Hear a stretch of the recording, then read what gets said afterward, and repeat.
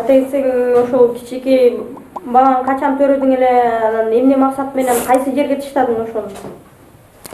25 февралда, 25 мартта төрөгөм. Кайдан төрөдүң? Бирок жанынан. Этажканын жанынан төрөгөм. Сен өзүң төрөдүң, эч ким жардам бербейби?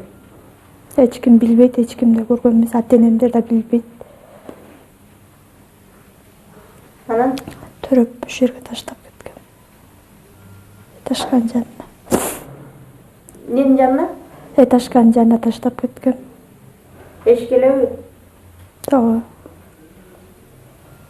Ошо кичинекей баланы өзүң төрөдүң да ошонун бирөөдүн эшигинин алдына таштап эле бирөөгө берип кетсең болбойт беле? Мен деле ошентип ойлогом, андай болбой калды. Мунун атасы барбы? Россельхознадзор Кыргызстандан Орусияга алып келген халал колбасанын курамында чочко ДНКсын аныктаганын мекеменин басма сөз кызматы билдирди деп маалымдайт РБК.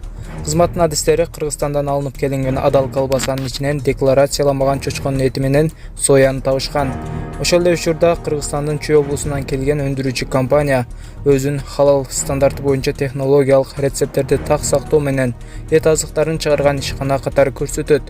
Исламдын нормаларына ылайык адал азыктар бул Куранда уруксат берилген азыктар. Тыюу салынган азыктарга чочконун эти жана чочко союлган азыктар кирет.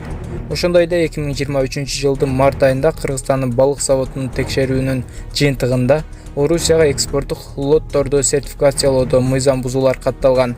Мындан тышкары Россельхознадзор Бишкектен прагбайлык продукцияга жамынып алып, чочконун майын алуучу Орусия аркылуу мыйзамсыз транзитин схемасын аныктады. Жогоруда келтирилген фактылардын бардыгы Кыргызстандын ветеринардык кызматынын Россия товарларды жана үчүнчү өлкөлөрдөн республикага бажы мейкиндиги аркылуу транзит менен келүүчү товарларды жөнөтүүсүнө мамлекеттик көзөмөлдү жүргүзүүгө жетишсиз мамиле кылып жаткандыгын күбөлөндүрөт.